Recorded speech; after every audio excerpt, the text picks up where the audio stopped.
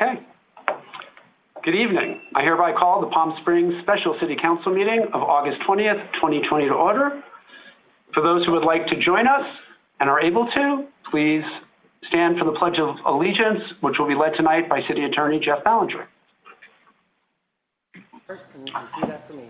I pledge allegiance to the flag of the United States of America and to the republic for which it stands, one nation, under God, indivisible, with liberty and justice for all.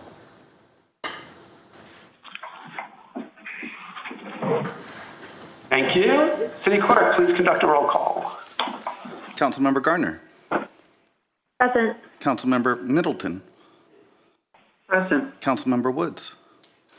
Present. Mayor Pro Tem Holstedge. Here. Mayor Kors. Here. All council members are present. Great. Thank you. Tonight we have two presentations. The first is a COVID-19 update. City Manager, turn it over to you. Thank you, Mr. Mayor, members of council. Our Emergency Management Coordinator, Danny DeSelms, is here, and he's going to present some updated numbers so we can let the community know where we currently stand. Thank you. Danny? Mayor, council, there we go. So I want to preface this with, usually we do a weekly update. So what's on the bottom is a 3-day update. So it's, even though the numbers are small this week, those are poor. It's not a full week. That's all it is.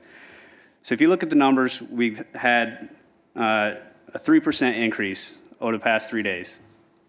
All right, so what does that really mean? We've had, 26 new cases since Monday, which all that means is that we're looking better than we have over the past 3 weeks.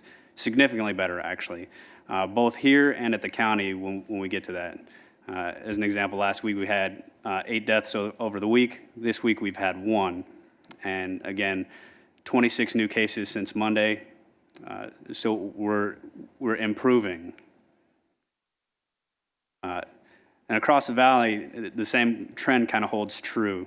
Everybody in the valley is under a 3% average for new cases this week, which is pretty significant. Over the past couple weeks, we've had, 10 to 15% increases.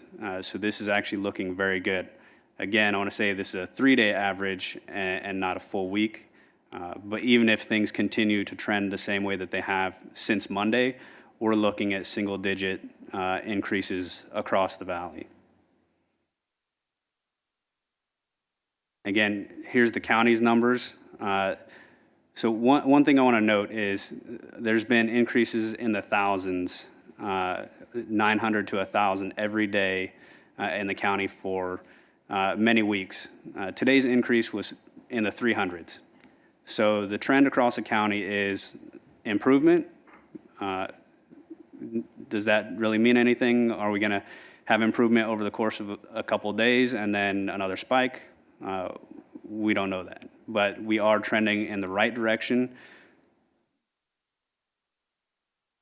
and that's all, unless there's questions. Great. Thank you. Any questions? I have one. So given that the state was so behind in reporting numbers, those increases, or at least over the last 2 weeks, could have been prior cases, and now they seem like they're caught up. If that's true, that would be a good sign that things have been steadily moving down. Do you have any sense on that? Mr. Mayor, if we were to find out that the case backlog is what caused the past 3 week spikes, yes, that would be fantastic. However, I don't know how we would be able to pull that information from all of the cases, because when you're going through all the testing, if your test showed up a week ago and my test showed up today and they both turned positive, like they both were tested on the same day by the hospital, that's the day that you're going to have. So it'd be really hard to separate that information. I think for us, since we don't have that data, but I assume the state and county would have the data from the day someone was tested, right? They know the day people were tested. But it's and again, that's part of the backlog. It's gonna take them a long time to parse through all that To get that, okay. information. Yeah, because obviously that would be helpful data and good news if that was the case. So thank you. It would. Any I other would just questions? continue to watch over the next few weeks since there's no longer that backlog, and that would give us a better sense than looking backwards. Thank you. Any other questions on this? Okay, thank you very much. The next presentation is a census update.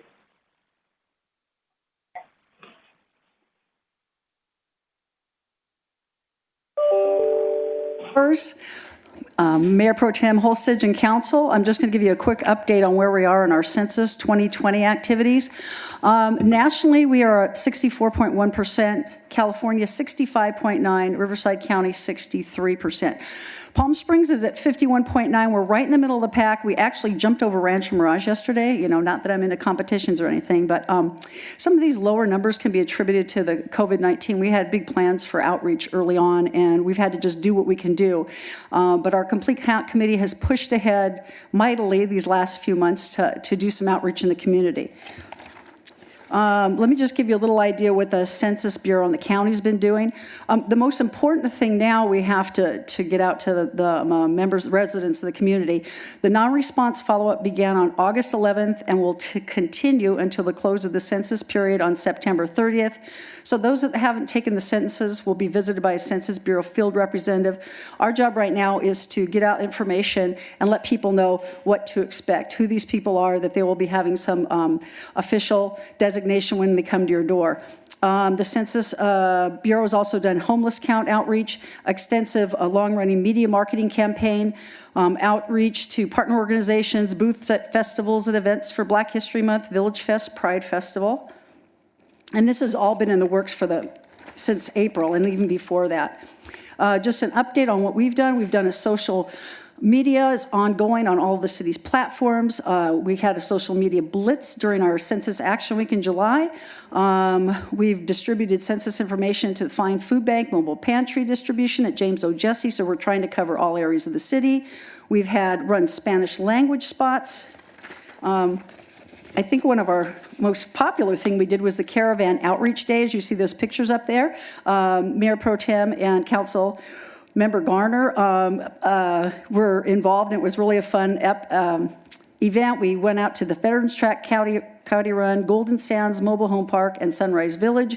We handed out about 200 bags, swag, interacted with the community, got to make some friends in parts of the city that we don't usually visit very often. What we're doing now, Spanish language media campaign is underway, includes social media, printed materials, and radio spots. We have a big media campaign going in English, including 4 weeks of radio spots in the beginning of September to towards the end of September.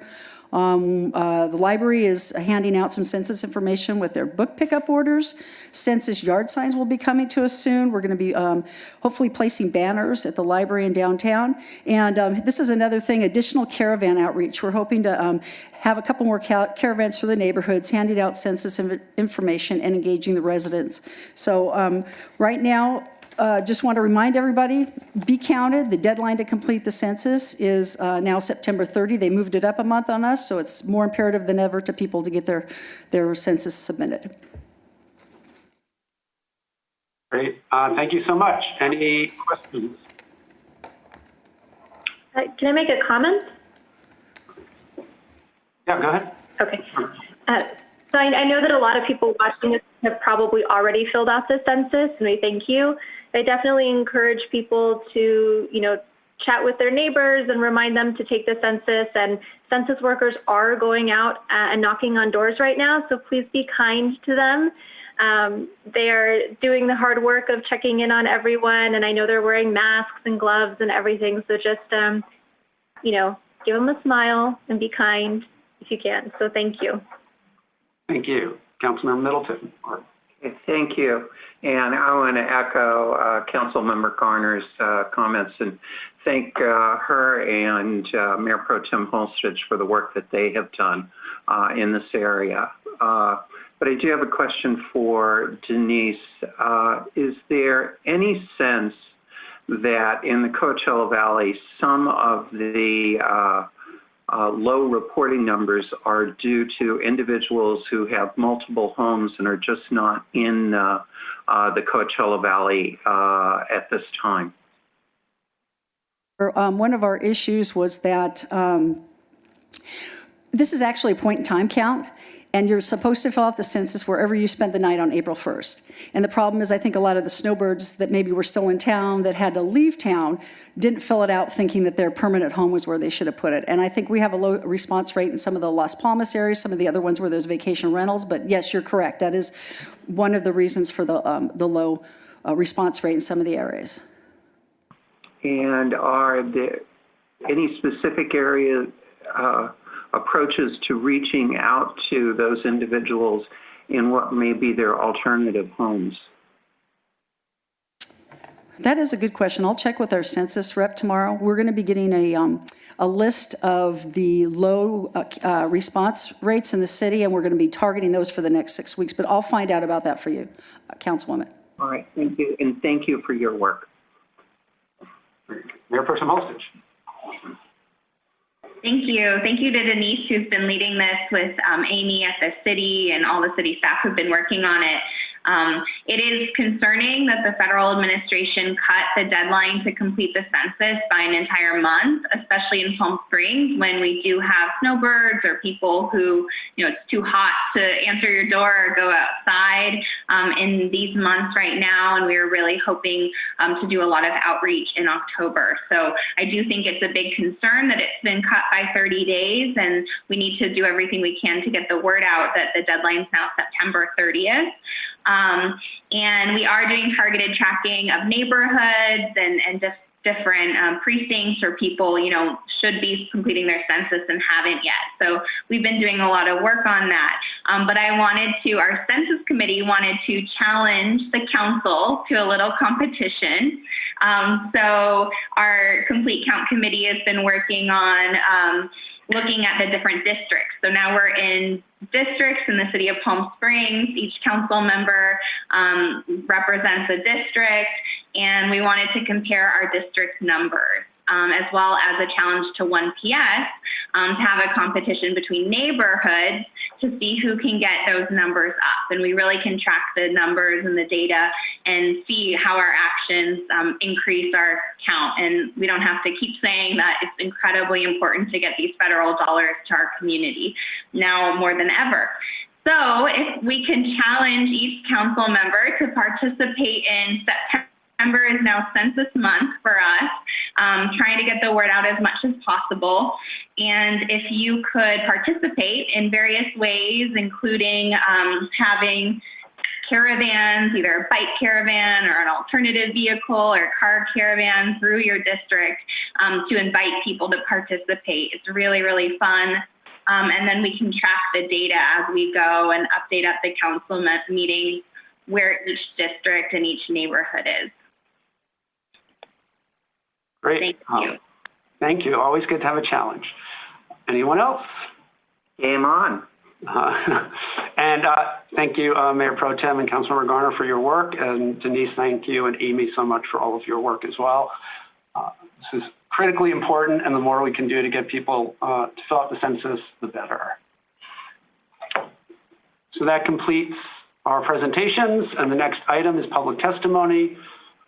This time has been set aside for members of the public to address the City Council on agenda items only. 2 minutes will be assigned to each speaker.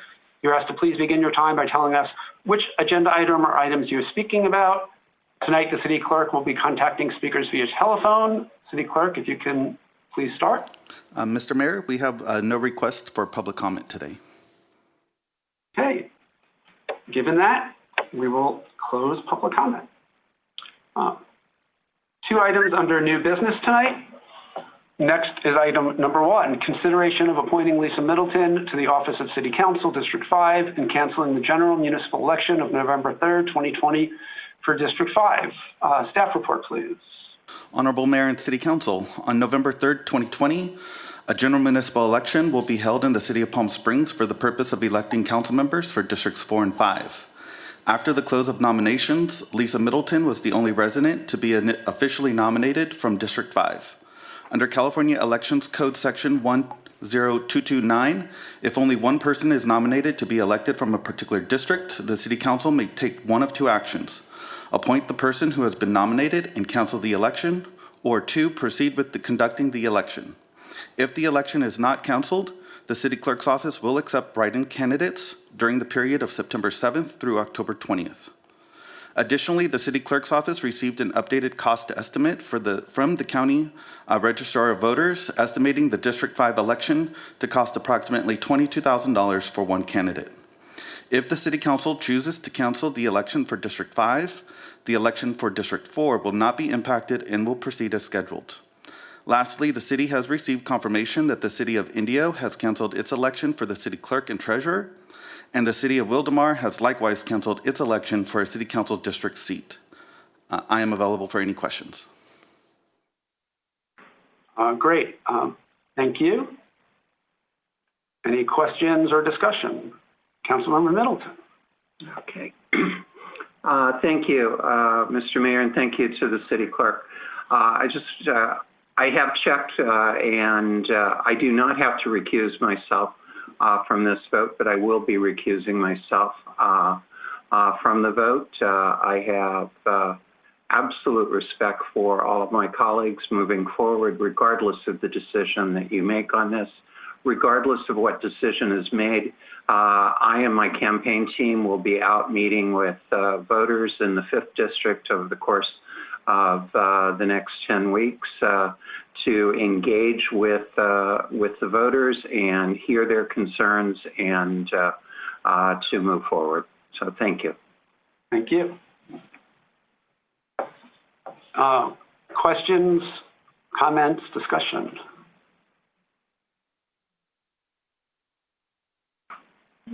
Okay. Councilmember Garner.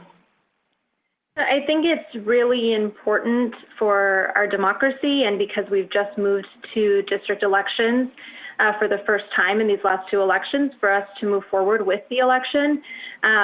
For me, it has nothing to do with the candidate. It has everything to do with the fact that it's important for people to know what's going on in our city and have a better understanding. I've already heard comments about people who were confused about when they were getting to vote and not realizing that they're even in one of the districts that are up for election this year. So I think it's just really important that we move forward so that people can continue to do that outreach and understand what's going on. And for some people, when they see the ballot and see that it says District 5, it might be the first time that they truly realize what's going on. So I just think it's really important for us as a city to do that. Thank you, Councilman Garner. Any other comments? Let me ask City Manager, do you have any thoughts on this? Thank you, Mr. Mayor, members of council. Certainly from a business perspective, it's always better to save the dollars unnecessarily that you don't have to spend. However, this is obviously a political question, and so obviously we'll take council's guidance on that. Thank you. Other questions or comments?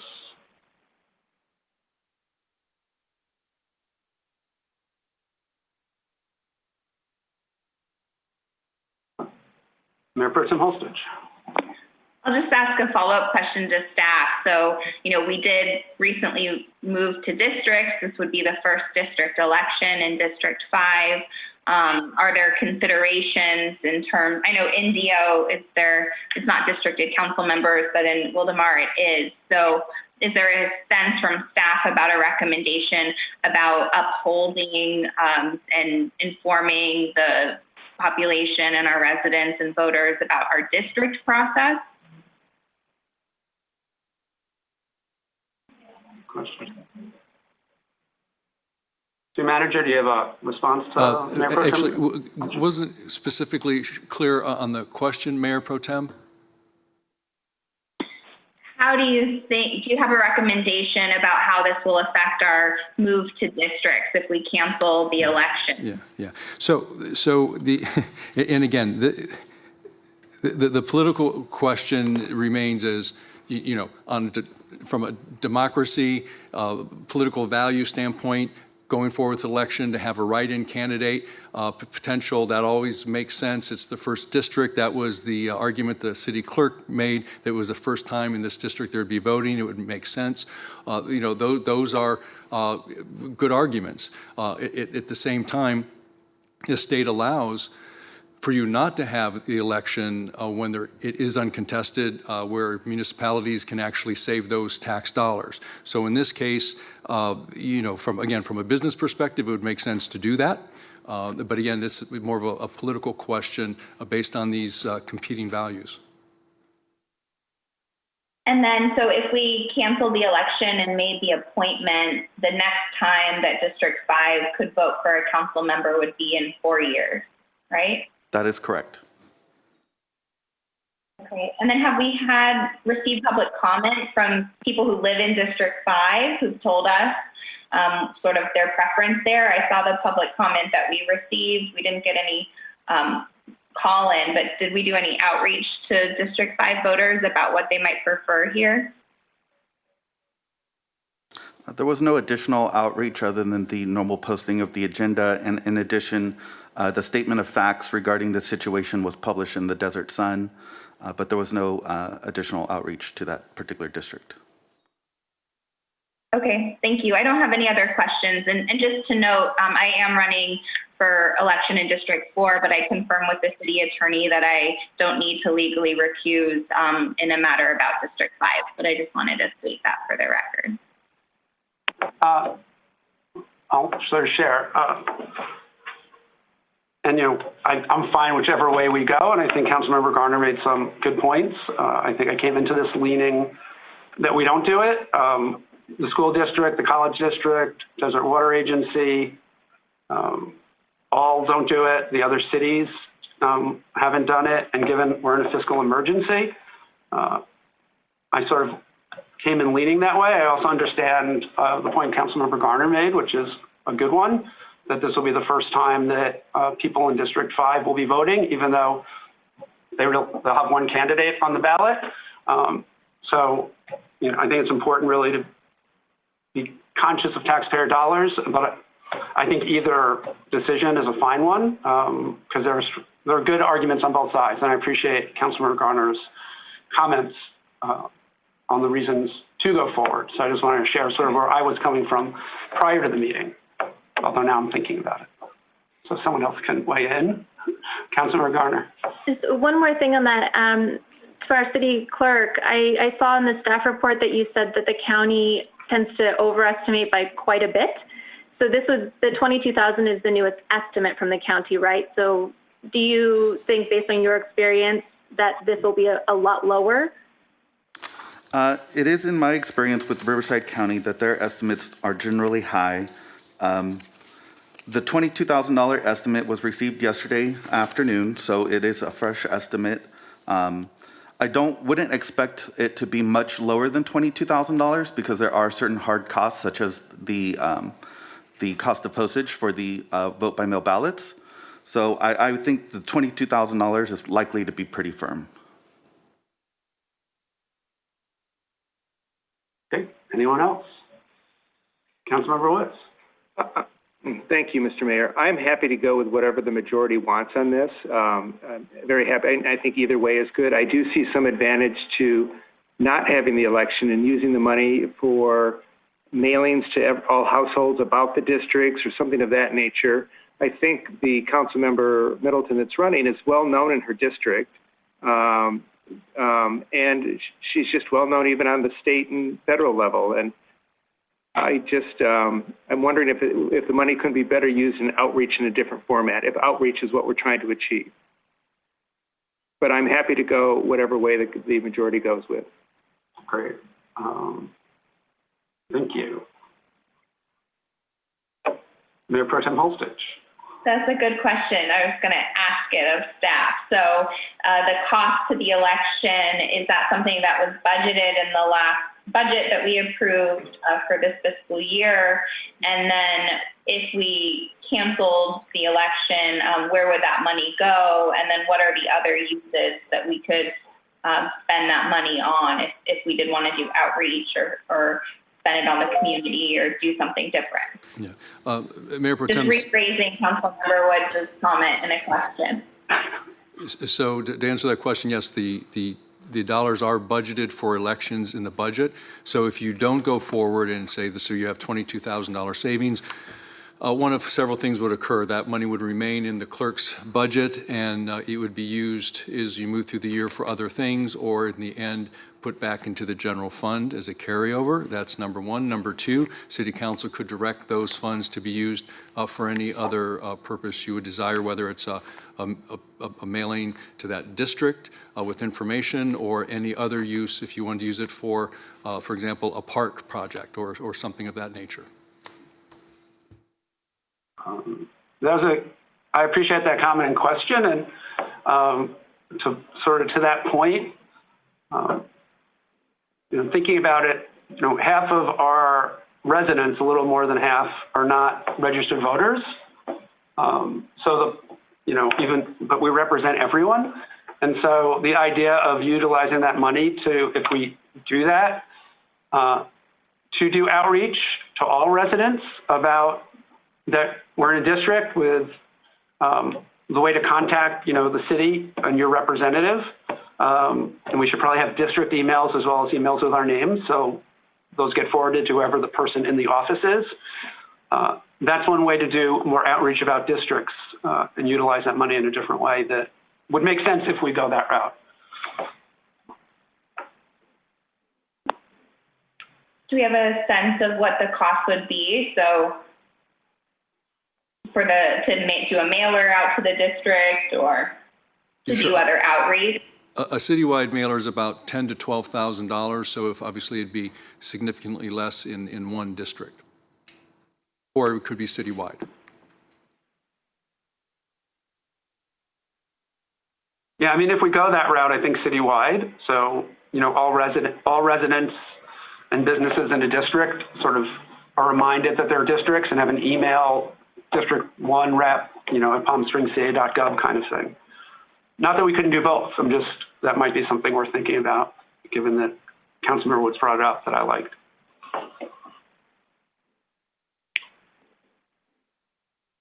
Councilmember Garner. So I appreciate the idea of outreach, and I think that that's part of one thing that elections bring is outreach. But I also think that there's something really powerful about people being able to actually cast a vote, even if there is only one person. And I think the fact that people, there could be somebody that wants to do a write-in, and this isn't, I'm not necessarily, and again, like I'm saying this to the point that oftentimes because our system isn't perfect, people don't kind of realize it until it's right there in their face. And I think that one thing that is awful is that the county water boards and the school board and everything just automatically cancel their elections, because one thing that we've seen with our school board is that it's been canceled several times because there's only one candidate. And then people forget that they even get to vote for their school board member. People don't even realize how the process works because of that. And so for me, it's kind of a way to set a precedent as well, that we hold elections and that we care about having elections in our community.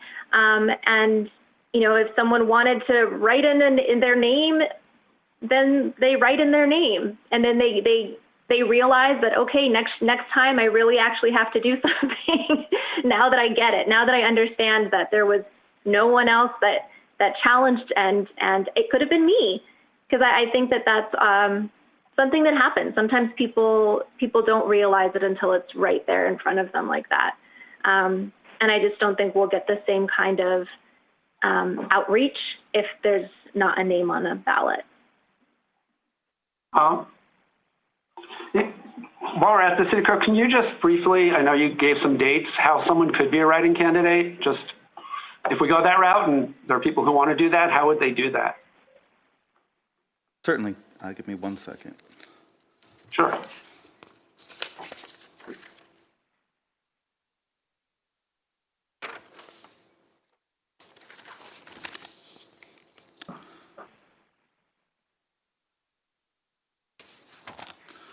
Okay, so beginning September 7th through October 20th is the write-in candidate period. So what would occur is a candidate would file a statement of interest in being a write-in candidate with the city clerk's office. They would receive the same nomination papers as the other candidates received for District 4 and as Lisa Middleton received for District 5. They would need to obtain 80 to 120 signatures to qualify as a write-in candidate. They would need to file all of the other same disclosure documents, such as a statement of economic interest. So they go through the same process as a normal candidate would go through. The only difference is they will be a write-in candidate, so the voters in the community will need to know the candidate's name and write it on the ballot, and those will be tabulated and canvassed and presented during the normal process. Thank you.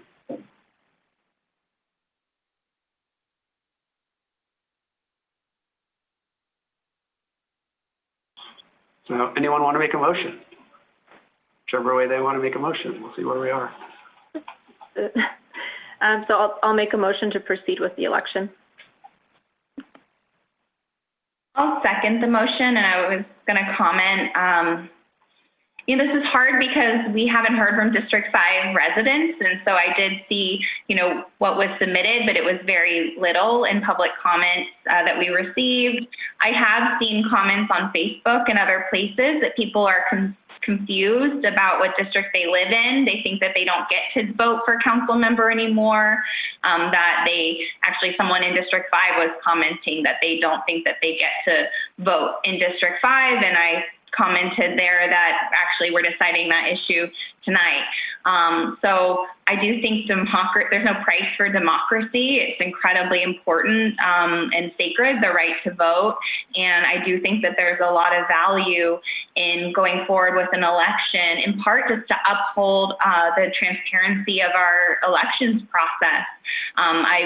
We all know that there are cities in the Coachella Valley where people have been appointed and they keep getting appointed and there aren't elections held. And, that's not how Palm Springs operates. We always err on the side of more transparency, more democracy, more public input. And so, had we heard that by and large from the community, they want to cancel the election, I think that would be one thing. But since we haven't heard that and we are discussing it at 4 p.m. during a workday when people might not be able to participate, I would like to err on the side of democracy and moving forward with an election. Thank you.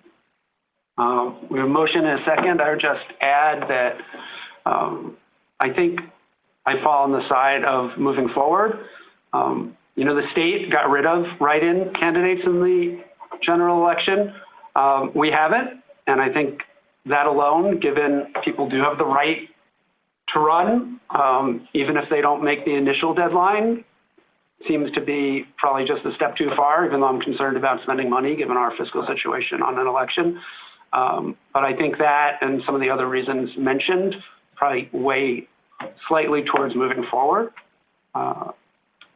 because it is an option that has been on the table that people have I don't know that many people know about it, but someone could have known about it and decided they were going to wait and decide later. And it seems wrong to take that away, ultimately. So we have a motion by Councilmember Garner, second by Mayor Pro Tem Holstege. Councilmember Garner.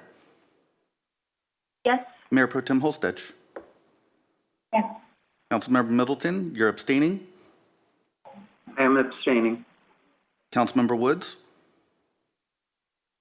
Yes. And Mayor Kors. Yes. Motion passes 4-0 to proceed with the election. Thank you, and thanks for the, I think, intelligent and thoughtful conversation from everyone, so thank you. Next item is item 2, discussion on expansion of outdoor dining on Palm Canyon Drive and other public streets to facilitate economic recovery in response to the local emergency related to the coronavirus. Staff report, please. Mr. Mayor and members of council, our discussion this evening is relative to the expansion of outdoor dining and specifically looking at a couple of areas within the city of Palm Springs for use of public rights of way. By way of background, this item was discussed briefly at the City Council meeting on August the 6th. At the direction of Council, we hosted a video conference with business and community stakeholders on August the 11th to discuss the possible options. And then Main Street hosted a follow-up meeting just on Tuesday on August the 18th. Following that meeting, Main Street distributed a survey to interested stakeholders to comment on the proposed closure of Palm Canyon and looking at other issues relative to outdoor uses. Our staff report was prepared prior to receiving the results of the survey, and so please note that what you see in the survey might reflect somewhat differently than what we've indicated in our staff report, and I'll go through those. In terms of the survey, I'm just going to point out a few of the questions that relate directly to your discussion here this evening. Number one, there was a question asked, what do you prefer relative to the closure of Palm Canyon, full closure, partial closure, no change, etc. You can see the statistics there that 48% voted in favor of a full closure of the street, 28% in favor of a partial closure, and 13% not wanting to see any closure and keep the street as it is. Another question was relative to when the street should be closed. The question was responded as follows. Those wanting to keep it closed 24 hours a day, 7 days a week was 41%, followed closely by those who felt that the street should only be closed Thursday through Sunday at 36.9%, and then approximately 10% thinking only Saturday and Sunday. And then another question was relative to where the lane reductions or closure should occur. The largest percentage, 55.7%, felt that the closure should occur the same as our Village Fest closure from Amato to Baristo. 21.7% felt it should be from Tockwitz Way to Baristo. Again, about the same as one of the previous questions, 13% no change. Other questions, there was a question that was posed to the retailers and the commercial businesses if they would be interested in also occupying expanded outdoor areas. 38% said that they would not be interested in expanding to outdoor areas. 21.9% at their discretion may want to do it.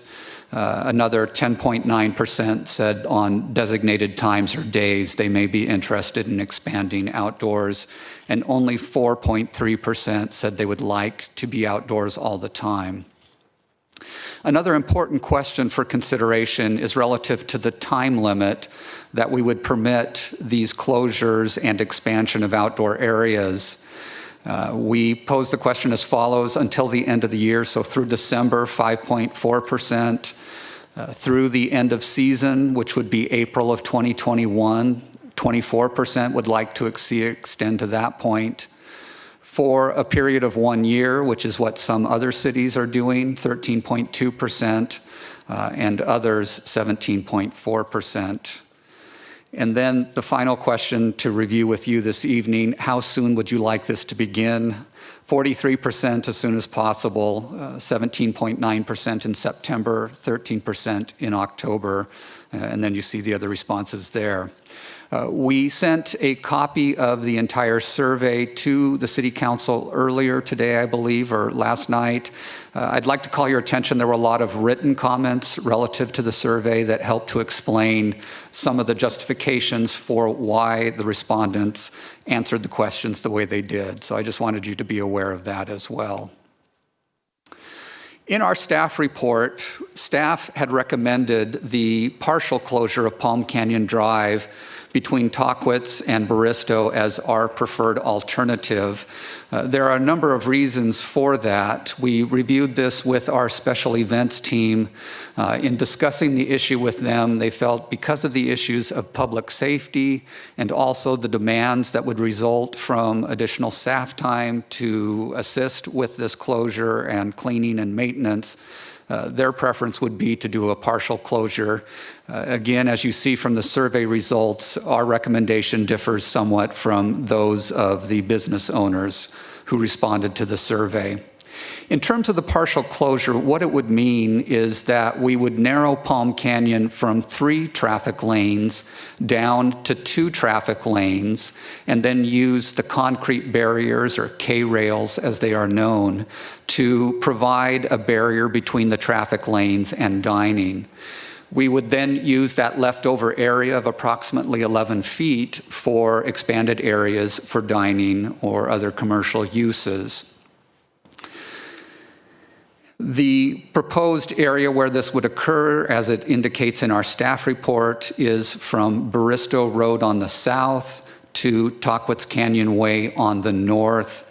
The red area indicates where the concrete barriers, or K-rails, would be located. This would still allow east-west traffic on Arenas Road and would still allow the traffic signal at La Plaza to function, so that people doing the U-turn on La Plaza or making a left-hand turn onto Palm Canyon would still be able to make those vehicular movements. One of the things that we were asked to look at by the business owners was the location for rideshare and deliveries. And so engineering staff, Don Uyeno and Joel Montalvo, have both looked at those issues and identified potential locations where we could have rideshare and delivery, those participating in food delivery services on each block being able to park and service those businesses. There are a number of pluses and minuses of the partial closure and the full closure, which we identify in the staff report. Just some things for consideration. With the partial closure, that would require the elimination of all on-street parking in the blocks that would be subject to the closure, and so it's important to understand that. We have, in a number of exhibits that were presented to the stakeholders at the August 11th and August 18th meetings, identified the fact that we do have a good quantity of public and private parking lots that will continue to serve the downtown area. And so those issues can be addressed, but it is a matter of convenience, and a number of business owners have identified that as a concern. Obviously, with these partial and full closures, there's going to be impacts to traffic circulation.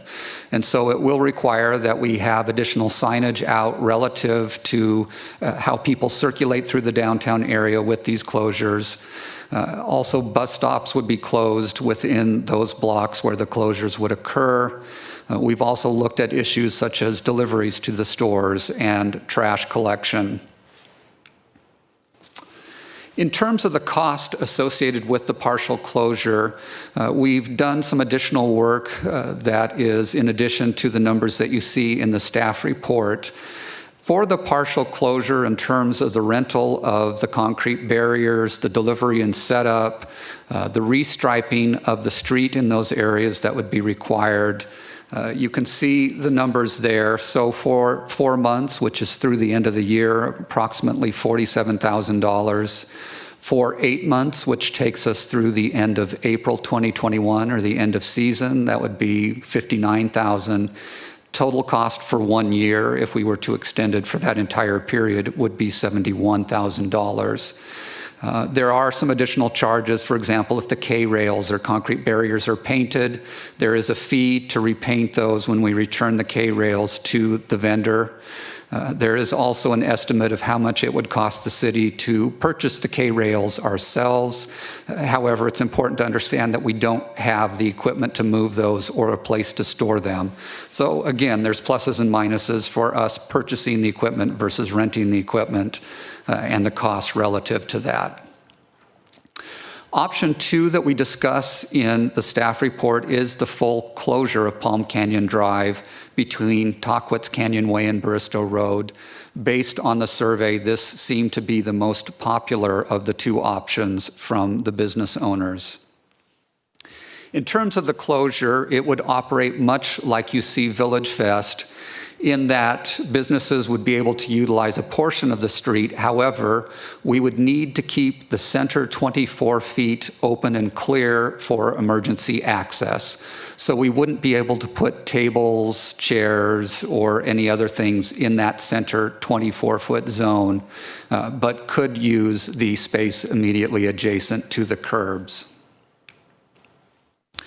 With the full closure, as we propose in the staff report, again, Tahquitz Canyon Way on the north would be the northern boundary, and Barristo Road would be the southern boundary. We would keep Arenas Road open for east-west traffic, and then the signal at La Plaza would only permit the U-turn movements there. We would have the option of either using the concrete barriers to block up the street or contracting with a company for temporary barriers, and I'll talk about those two options in just a moment. We also looked at places for the rideshare, food delivery, et cetera, and where those might occur with the full closure. Again, issues for consideration. One of the things with the full closure that is a benefit is that there are less opportunities for jaywalking issues, and so we might see greater pedestrian safety here in this particular issue. But you also have the issues with eliminating the on-street parking, and we feel that there would be greater congestion with the full closure than with the partial closure. In terms of the cost, we looked at two different options because we did have some interest from the business owners on only doing a closure from Thursday to Sunday. We did an estimate of those costs, and then we also did an estimate of the cost for doing a closure 24/7. With the Thursday to Sunday operation, there would be additional cost to us. So there's the equipment rental of the barriers. Instead of the concrete barriers, we would use the water barriers, which need to be filled and placed on Thursday and then taken down on Sunday. So there would be costs associated from the contractor in setting those up each week.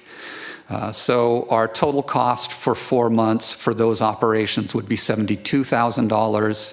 Through the end of season, April 2021, would be $145,000, and the total cost for 1 year would be $217,000. So those are some significant costs, especially when you compare it with keeping barriers in place 24/7 for that full closure. This would be much less because, again, we're not coming in every week to set up the barriers and take them down. They would remain in place for the period that you select to do the closure. So our cost for 4 months would be $26,000, for 8 months, $30,000, and then for 1 year, $33,000. We've also done some calculations if we purchase the concrete barriers or K-rails versus renting them. And as I had mentioned previously, there's an additional fee for repainting the K-rails if the merchants intend to paint those. In looking at the stakeholder survey, there was interest in expanding beyond the areas that staff had identified in the staff report. And so I'm going to talk briefly about a future expansion. We had also recommended to you that you start off with this as a pilot project, see how it operates, see the impacts to traffic, to deliveries, et cetera, before we extend to other areas. And so for that reason, we had talked about this as being a future expansion. The stakeholders were interested in seeing the closure occur actually in the same location as Village Fest, so from Amado down to Barristo. Looking at the potential expansion of that, going from Tahquitz on the south to Amado on the north, one of the issues with both the partial and the full closure is that we do need to provide access to the valet area for the Hyatt Hotel. So in that block between Andreas and Amado, we would only be able to do the barriers on one side of the street and keep the other side of the street open. With a full closure, same thing would happen there. We would need to keep the west side of that street open and available for the valet area. We'd be able to close the east side of the street and then put barriers at Andreas Road so traffic could then circulate either to the east or the west. One of the things that I want to make clear is that beyond the areas that we're talking about for either partial or full closure, there are still options for restaurants to expand without doing any type of a street closure. And I don't know if this was understood in some of our discussions, but I just want to make sure that business owners understand that there are still options for them, even if they are not within the closure areas that we've identified. As we've been doing for the last number of months, you can still do dining on the sidewalk areas. We will continue to issue temporary land use permits for the public sidewalk areas. We can also look at doing outdoor dining in parking lot areas. That's a question that has come up a number of times, and we're more than happy to pursue that under a temporary land use permit as well. Businesses could also use the concrete barriers or K-rails in the parking spaces that are immediately adjacent to their business. So as we've talked about before, the city would go ahead and rent the K-rails, have them placed, and the business owner could then expand outdoor dining into the on-street parking spaces, as you see in this middle image here. And then, of course, the parklets. This is an idea that we have floated out before, is actually building, in most cases, a wooden structure that brings the outdoor dining space up to the level of the curb and provides a protected barrier from the traffic area. On the right is an example from the city of San Diego in one of the restaurants in the North Park district there, where they have constructed a parklet. And so those options are still available to restaurant owners throughout the city and not just within the areas that we're talking about here. So again, I just want to make sure that's clear. The reason that this is an issue is we may not be able to do closures as far north as the Uptown District. I know that there is interest from the restaurant owners up there about a potential closure in that area. If we're not able to do it, again, they can still expand into the on-street parking spaces. So I just want to make sure that it's clear that those options are still available regardless of the decision the council may make with partial or full closures. There are a number of other considerations where we will need direction from City Council and would like to get your input. One of those is a closure of Arenas Road. We've had interest from the merchants there. I'll go into that in a minute. Rules for expanding in front of other businesses, whether retail businesses and other commercial businesses should be allowed to expand into these outdoor areas, and then the time limit that we would have these expanded areas. Starting first with Arenas Road, what we look at in the staff report is a partial closure that would allow for expansion into the on-street parking spaces and using the concrete barriers to block off the traffic lanes from the on-street parking spaces. We have had some concerns from merchants that blocking off the parking spaces in front of their stores would limit access to those businesses, so just be aware of that. However, we just received an email this afternoon with the merchants on Arenas Road requesting to do a closure of the street on the weekends while keeping the street open during the weekdays, but closing off the parking spaces for expanded dining. And so there is an interest from the merchants to do that, and we can discuss that with the merchants at that point in time. One of the other issues, as I had mentioned, is expanding in front of other commercial businesses. We've had instances where a restaurant may have some impediments in front of their business, and so they're not able to either place the number of tables that they would like to in front of their business and have requested to expand in front of an adjacent retail or commercial business. Our practice has been to request that the restaurant owner obtain approval from the adjacent business owner, just because their tables will block visibility into that area. And so what we're looking for is direction from City Council in terms of your preference. What we would recommend is that there be a notice to the adjacent landlord or tenant prior to allowing the use of those spaces, that we accommodate any concerns, and that the restaurant be able to vacate that space if needed. One of the things to keep in mind is that the right-of-way is the city's and not that of individual businesses. They can't charge rent for those spaces, so we just want to make sure that that's clear. However, we want to be respectful to all businesses and make sure that they are not unduly impacted by this expansion of use. The other question that we've had is relative to retailers being able to expand onto the sidewalk or into outdoor areas where there is a partial or full closure of the street. The stakeholder survey indicated that there weren't as many who are interested in doing that. So there's some questions and issues that relate to that in terms of standards for the use of those spaces, aesthetic standards, gaps or empty spaces where some businesses do not participate, how they set up and take down those retail or commercial displays, and the fact that unlike dining, where beverage control requires that those areas be cordoned off, we would open areas for retailers or commercial businesses to the general public. What I might recommend is that we continue to work with the Main Street organization where there's interest and perhaps work towards standards if the retail merchants would like to move forward with that. And then finally, in looking at establishing a time limit for the expanded outdoor areas, there's a number of things that we need to take into consideration. Number one is that the temporary catering licenses that Beverage Control is issuing will be rescinded when the emergency orders are rescinded.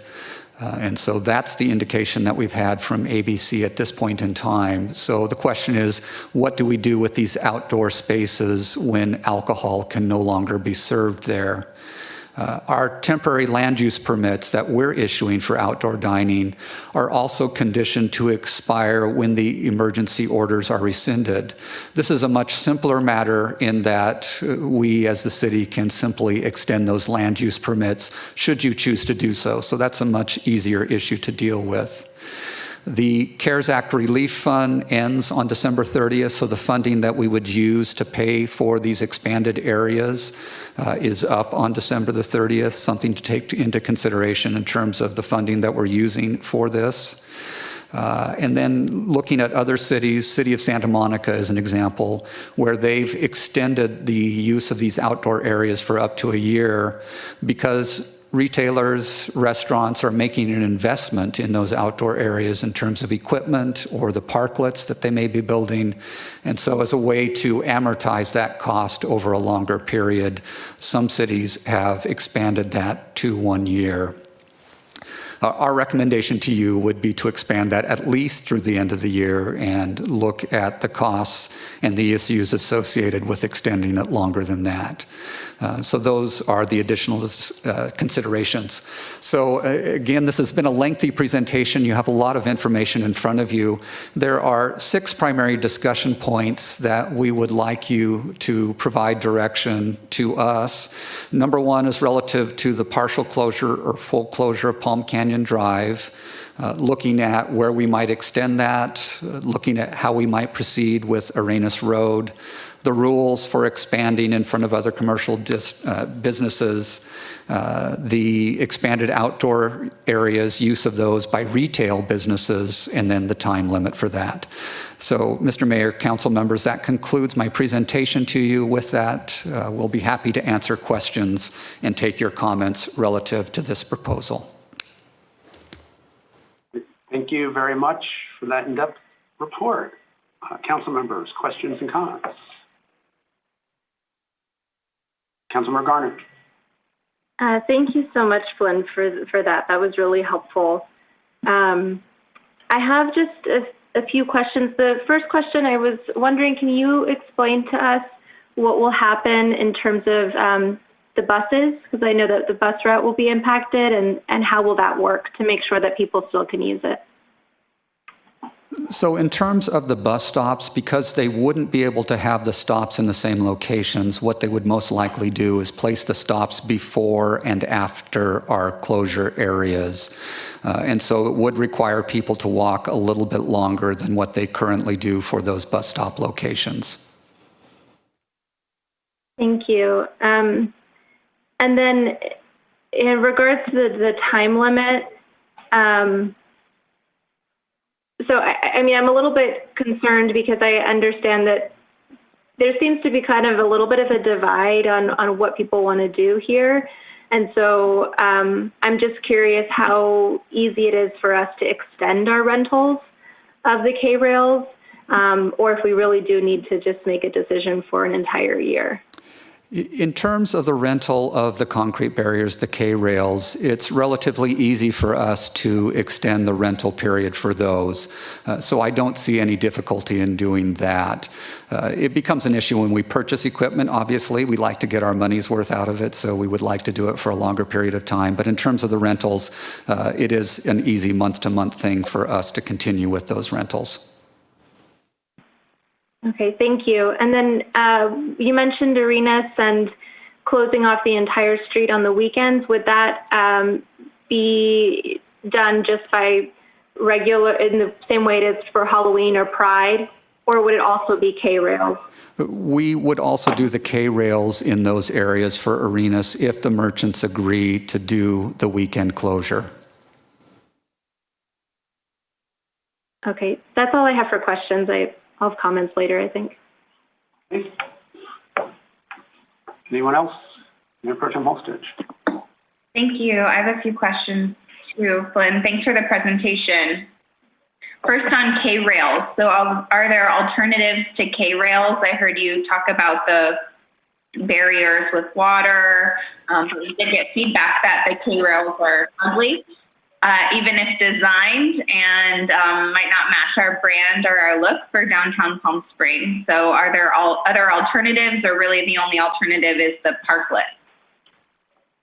I would say really the only other alternative is the parklet. The water barriers become a little bit more problematic in terms of their maintenance and keeping them in place. And really, they don't aesthetically look any better than the K-rails, to be quite honest. We did investigate whether the K-rails could be painted, and the vendor that we checked with said yes, they can. However, there is a cost for painting those back to a white color after we're done using them. So we could paint the K-rails. As you said, other than that, it's the parklets, and it becomes a little bit more costly to do the parklets than the rental of the K-rails. And the design of the parklets is what some of the businesses have already done. So they could do fencing, or they could do different concrete designs or more permanent designs. What's the look typically of that and the safety for cars going by? Yeah, there are a number of different options. There's a company in particular who has reached out to us, who has provided parklets in other cities here in Southern California that has a number of different designs and different options. But it isn't quite to the degree of safety as the K-rails. With Palm Canyon carrying the amount of traffic that it does, if we do a partial closure, there's still a concern about potentially having vehicles interacting with the on-street dining. And so the K-rails do provide a safer option than some of the wooden barriers would. Thank you. And then can you just tell us from your research about all the other cities, and I've looked at this too, and lots of people have been sending us what other cities are doing, but if the majority of them ended up doing parklets or ended up closing their main street, or sort of what's the experience of other cities and the consensus? And also, have there been any safety issues in other cities that have done this with cars and pedestrians and diners and all that? What you'll find is there is a gamut of responses or ways to do this.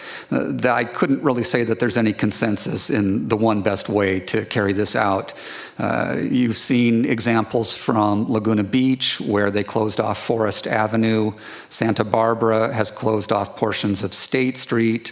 Other communities, such as Santa Monica, have closed off or narrowed lanes and kept lanes of traffic open, done the K-rails, done dining in the street, etc. So I wouldn't say that there's any one particular response that cities have used. They've looked at quite a number of different methods of doing this. I think it depends largely on the particular area, the clustering of restaurants that you may have in an area, the volume of traffic that the street carries, the speed of that traffic. So there's quite a few things that you have to look at in terms of what is really the best option for our community and our situation. Thank you. And then I just had a question about the budget or the financial impact. So I see the budget listed here, and I see that there's a possibility of reimbursement, but can you talk a little bit about the likelihood of reimbursement for all of these costs?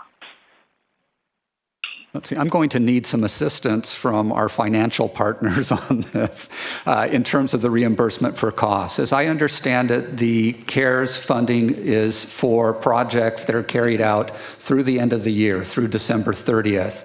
And so extending our rental beyond that period would not be covered by the CARES Act funding. And so that's something that we as the city would have to cover ourselves. So that's an important consideration for us in terms of the costs.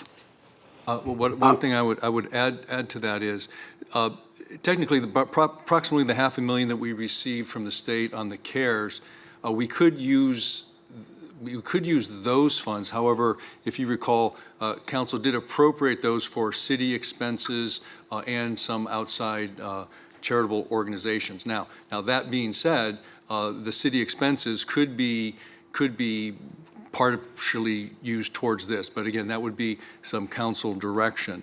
With regard to the dollars that we're getting reimbursed by FEMA, I'm not certain that this would qualify.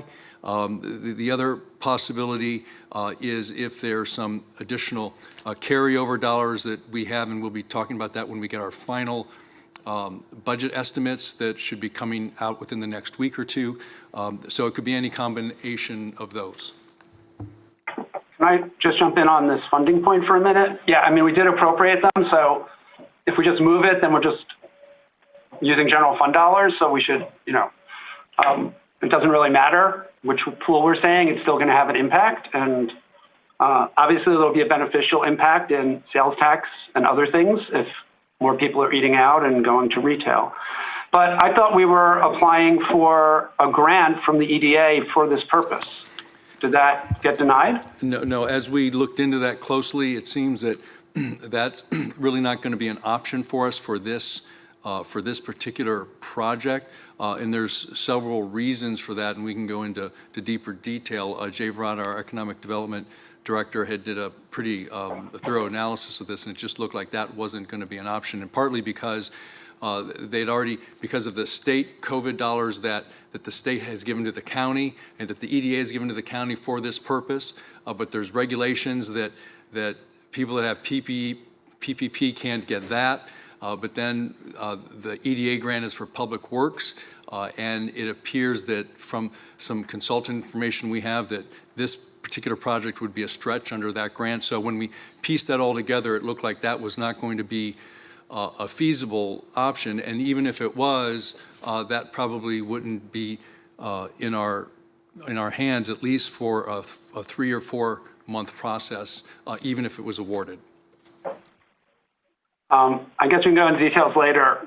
It's good to know about that. Did we talk to the grant folks that the CVB had told us other cities in California got money for that purpose? Right, that's where it began, but they didn't have all the information at that time, and Jay Verrata was just finalizing all those discussions, and we talked about it earlier today, and that was his recommendation.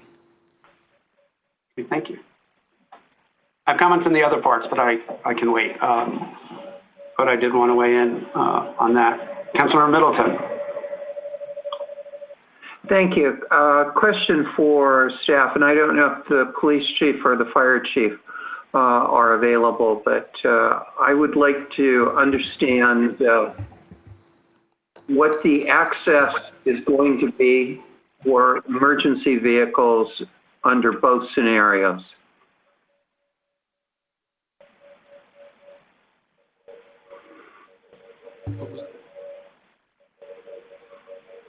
And Council, we do have police and fire.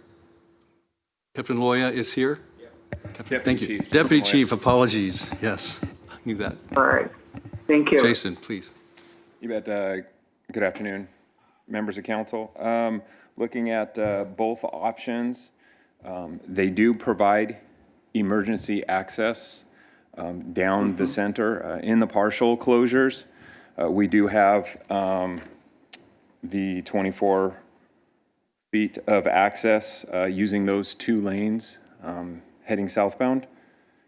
It does provide us with better access at the cross streets, east and west, and does provide us better access to the structures in the area and allow our apparatus, if we need to set up for an emergency incident in front of a business, and allow even our other fire engines that are responding to go around that apparatus to gain access as well. In the full closure, I think where our biggest issue is a little bit more limited access. We can see a little bit more delay in actually getting to the incident, having to either gain access to the entrances and get our apparatus through down to wherever the call may be, or may require us to park outside the area and walk or extend hose lines farther distances with that full closure. But we still would have the ability to drive down with the 24-foot access with the full closure, just more of a delay. Is that delay getting through where the barricades are, the K-rails, perpendicularly blocking the roadway, and they would have to be moved, or how would that work? With the full, that is correct. With the full closure, that's where we would see having to block those ends to access north and south at the cross streets. So would you actually be moving those, or would they be staggered in such a way that you would route the apparatus through them? Both are options. If we were to create some kind of offset that does or would need to move those barriers in more, so we're not blocking the cross traffic in the intersections. So then we would lose some of those that space on the corners. Right. Yeah. And if we go the full closure route, do you have a preference as to what direction we go? With full closure or either or partial?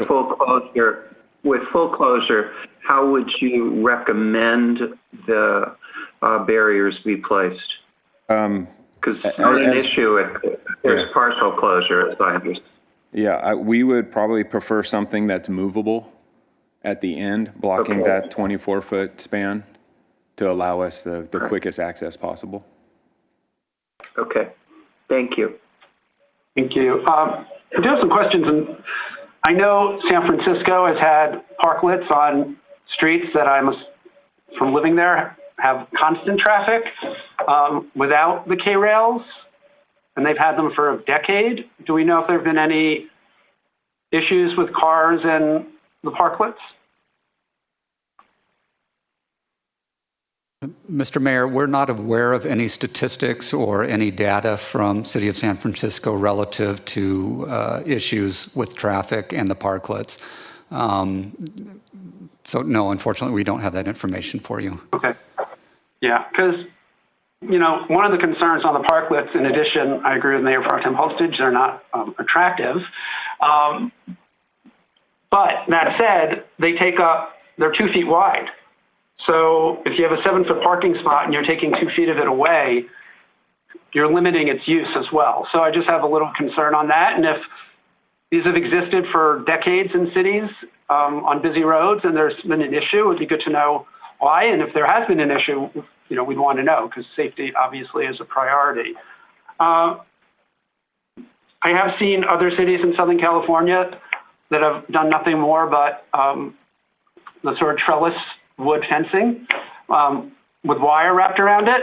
And I'd like these to be aesthetically pleasing, but I also want to make sure that we're doing what we can to help businesses in a cost-effective way for them. So I just wanted to throw that out. I've seen all kinds of different options here. The other thing, I was on I'm sure this is helpful for you, Dennis. Councilmember Woods has been sort of the liaison on this. I was on one of the stakeholder calls. I couldn't be on the other because of a Brown Act issue, if there are three of us. But some of the comments, just to share with the rest of the council, that we heard was, if we only do whatever we do on those two blocks, we're sort of picking winners and losers, that there's a lot of concern those restaurants would get the most. We did hear from restaurants, I think there are 9 between Alejo and Amato, if we use the Village Fest thing, who feel, they've had to deal with this half-built, almost half-block long hotel that really limits their business, and to keep them out of this would hurt them. And more people would be drawn downtown. I think there's the flip to that for people who live here. A lot of people don't go downtown during Village Fest. If they're going out, they go to restaurants away. So I don't know that that's the case, but I did want to share those comments and those concerns from some folks as well. And then the other issue with closing one lane of some part of Palm Canyon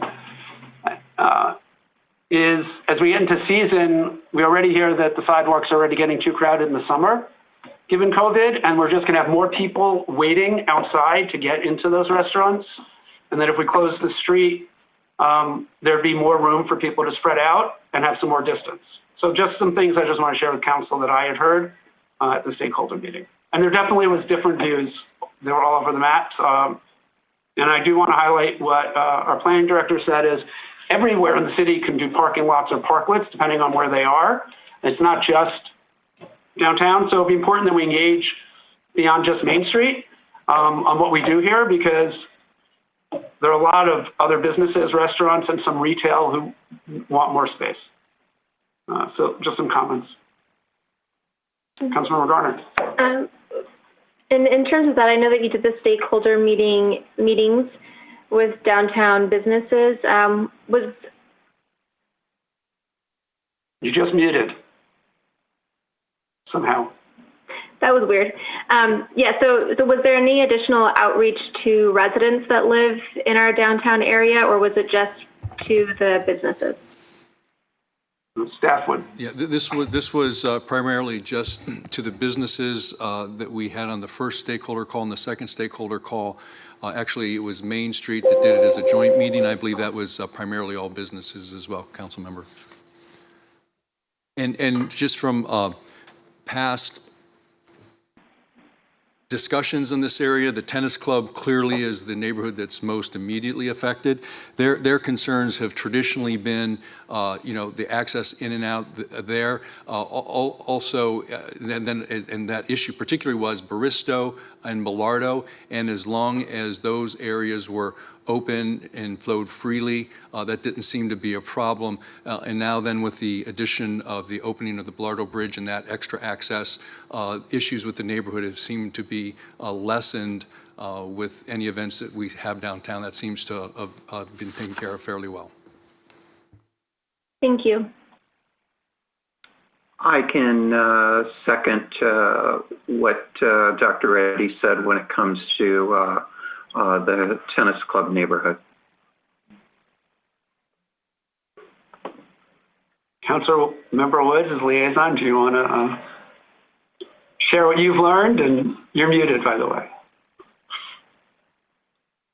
It's been a very fantastic process dealing with some of the stakeholders that are within the downtown area. And I just want to give a little history. I don't think when COVID first hit, we thought it would last as long as it has lasted.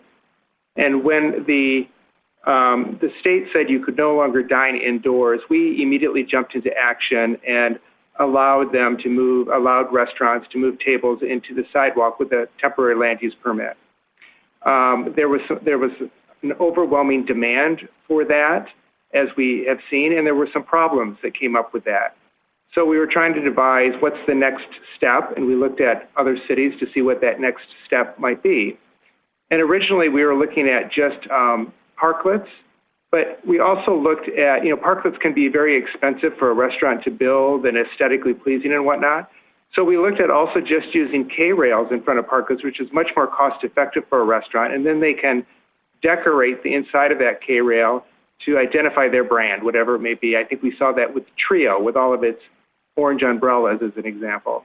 And it gave them that extra little space and got some of the congestion off of the sidewalk, which is what we were seeing when people were passing. They weren't able to keep a 6-foot distance.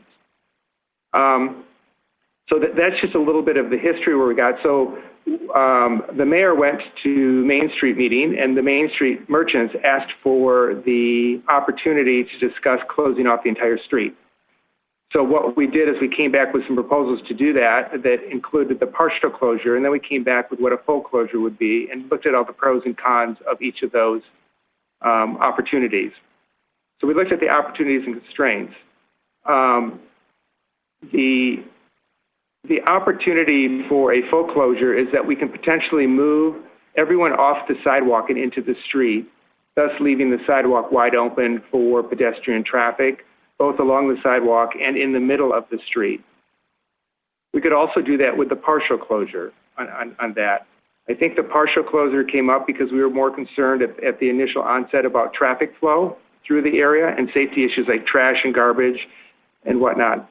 And Arenas came up on more than one occasion. We got that notice today that they would like a full closure, which I would be in support of, actually. What we decide tonight is whether we close or don't close streets and give some direction to staff. But staff will have to come up with some design guidelines once we've decided what we're doing with closure of streets. And I think that can be effectively done within a week or two in a brochure put out, according to my discussions with staff. So that's a little bit of the history. As I think has been stated twice already, the parklet idea, even using K-rails, can be used throughout the city. So we're not just favoring the downtown area.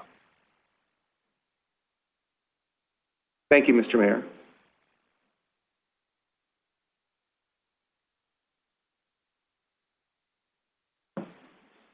You're muted. Yeah, I know. Further comments or questions? Leanings? Councilmember Middleton. All right. If we're going to move to comments, I have a few. I do have some concerns about closing Palm Canyon fully for access of emergency vehicles. But I think we can manage that. And I would very much like us to try a closure of Palm Canyon completely. In listening to the merchants and just my own observations, it will be so much safer not to have vehicles going through the areas where people are dining out in the street. It will create a much more open pedestrian access. At Village Fest, at all of our various festivals, when we close Palm Canyon completely, we see an incredible amount of foot traffic in and around our downtown, and it draws people to the downtown. So I think this is an opportunity for us to try something and see how it works. I believe we should move in as measured steps as we can so that we determine if, in fact, something that we think is going to work actually does work. I definitely want to see the closure from Tahquitz Canyon to Barristo. I am open to extending that on to Alejo, or excuse me, to Arenas as proposed by the planning director. The parklets look like a very attractive idea. I'm a little concerned about the initial cost of those parklets and moving to that, and whether we have the financial means to undertake those right now. But it's something that aesthetically is much more attractive, and if we can demonstrate that they have lasting appeal, then I think that's something that we should look at. I would also like to see us respond positively to the Arenas merchants for the closure of arenas on weekends. That is another street that gets tremendous amount of activity. There are going to be some traffic consequences, and we're going to need to monitor those. This is somewhat off the top of my head, but I would suggest that we look at this being somewhere in the vicinity of a 6-month commitment to give us time to check in and make sure that what we hope is working actually is working. And lastly, I want to applaud Councilmember Woods and Mayor Coors and everyone at Main Street and our business community and staff for the way that they came together so quickly. All I could do was sit in and listen at the Main Street meeting this past Tuesday, but it was an incredibly positive listening experience as we truly had council, staff, and our business community talking and cooperating. Councilmember Garner. Thank you. Councilmember Middleton raised something that makes me have another question. If we were to close the entire downtown and we had the K-rails up, from the pictures, it looked like the K-rails would be kind of connected. Would there even be pedestrian access from the middle, or would people have to go all the way down the middle and to the nearest intersection before they could get around? I'm just interested in how that would work, because if the way that the K-rails are going to be means that people actually can't just easily cut in to the sidewalk, then I'm more in favor of a partial closure, because you really wouldn't be able to use that space anyway. So if you can someone can address that, that would be helpful. Certainly. With the full closure, we would be putting the K-rails across the Palm Canyon at the east-west streets. And so pedestrians could flow easily where the street is blocked off, and would still use the crosswalks to cross the east-west streets. I don't think that we would want them to go down the middle of the street, just because, again, we will have east-west traffic through there. With the partial closure, the K-rails would separate the lanes of traffic, so the only places where pedestrians could cross or should cross safely is at the intersections. One of the points that we brought up relative to the disadvantages of the partial closure is, unless we have the K-rails butted up against each other, there is the possibility that pedestrians could attempt to jaywalk across the open lanes of Palm Canyon, and that's something that we would want to avoid from a safety standpoint. I'm sorry, I'm just a little bit confused. So in either scenario, would people be able, well, no, I'm sorry.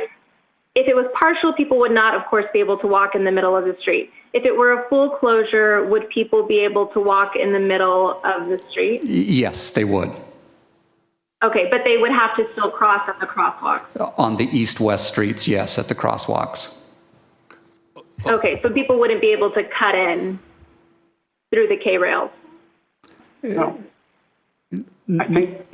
Am I not coming across correctly? No, I think I understand what you're asking. Yeah, if I could, it would be sort of like the Village Fest configuration. So they certainly could go in on each side of the sidewalk, or they could cross the street to go to the sidewalk on the other side. And then, of course, once they're going down the sidewalks, they would have access to the streets crossing, in essence, mid-block, because there would be no traffic. Okay, that's what I wanted to understand, because if it was just going to be all connected, then to me it's like, what's the point of a full closure? Right. Okay. Just make sure I understand, Councilor Garner. So the only place we wouldn't really have K-rails blocking the sidewalks, they'd only be at the north and south parts where the road is closed, right? There wouldn't be any K-rails on a full closure. Correct. In the middle of the block, there wouldn't be K-rails. We wouldn't need them for the full closure. That's what I thought. So I was confused as well. So thank you. Okay, thank you. That makes way more sense, because I thought that in either scenario they were still being blocked. Okay, that makes more sense. I'm I was actually, I'm not really sure where I stand on partial or full closure. I think I do like being able to have the vehicle access through the partial closure, just because I know that there is a lot of traffic downtown and people will be trying to figure out how to get around. So I am kind of leaning towards the partial, but I'm open to the full closure. I do think that, as Councilmember Middleton said, she should try it out for maybe 4 to 6 months to see how it goes and to see how the businesses respond.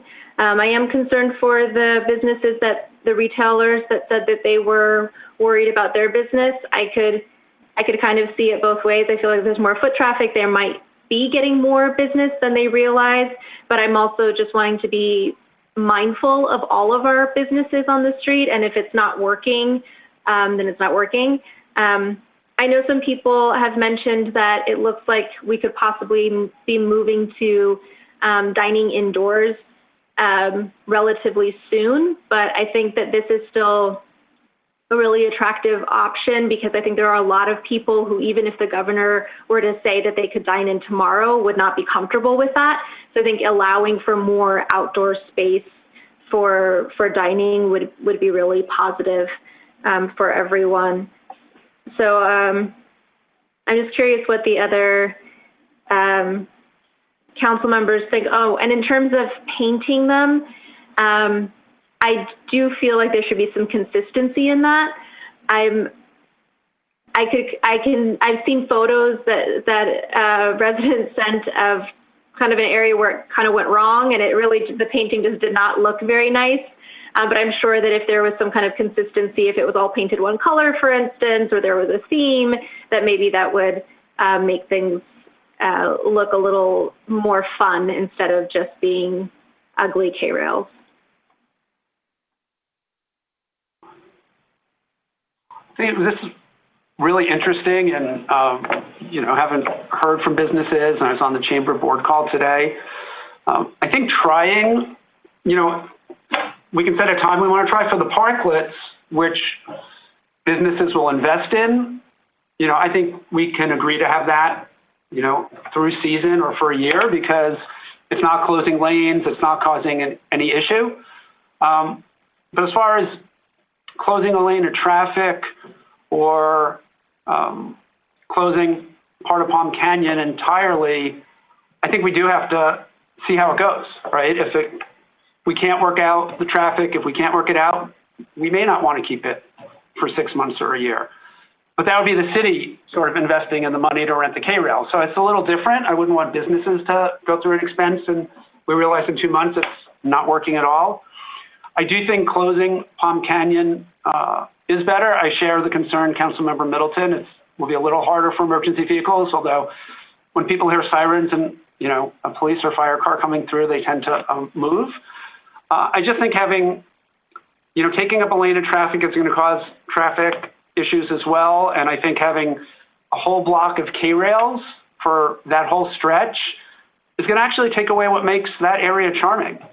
And I think it's a majority of the merchants, and there were community members who did weigh in on the survey, but wanted to try the full closure. That in other places that have done it, it's actually helped both restaurants and retail, and not just in that area, but other areas, because it's an attraction for more people to come. So I might be inclined to start it with the 2 blocks and see how it goes, but also very open to taking it up to Alejo, because I do think it's something we can do. I know the Arts Commission has expressed an interest in helping to do, if it is closed fully, they can bring art downtown, it can be programmed, there are things we can do. And I do care about the aesthetics, but mostly I care about that our aesthetics aren't that we have a whole bunch of closed retail and restaurants at the end of COVID. And I know the county, and several of us were on a call, is asking the state to open restaurants indoors on September 8th. But remember, the state closed indoor dining statewide. It's not even just a handful of counties. And if they do open it, it's not going to be at full capacity. And I'm really concerned, compared to some cities, our businesses are still hanging in there. And anything we can do right now, even if it wasn't the most attractive, to help our businesses, to me, has to be the first priority. Those are our workers. Those are people who put their lives in. And nothing against, chains, but one of the things that makes Palm Springs special is all our unique restaurants that aren't the big box restaurants that you see in malls and other places, and our unique retail. And these people are hanging on. And a lot of them aren't making money, but they're able to at least not totally close down their business. And anything we can do to help them and have more people and do it safer, and I think closing it down will be safer. I think having the 2 lanes, we're going to push more people onto the sidewalks as season comes, I don't think is safer. So that would be my leaning, but I think there are a lot of really good options here, and I really appreciate all the work staff and Councilmember Woods has done on this. Next.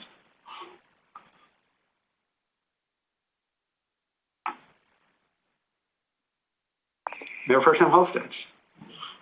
Oh, I see. I was hoping maybe Councilmember Woods as the liaison might go first, since he has so much expertise and has worked on it, but I'm happy to go. Do you want to go first, Councilmember Woods? You can listen to all of us first and then give us a great solution.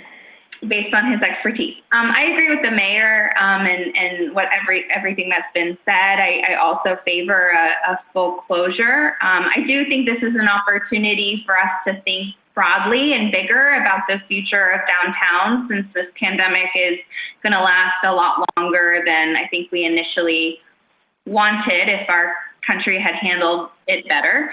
And we need to plan for a longer haul than we initially did. So I'm excited about the opportunity to think through, what part of Palm Canyon being closed for pedestrian access looks like, arenas as well.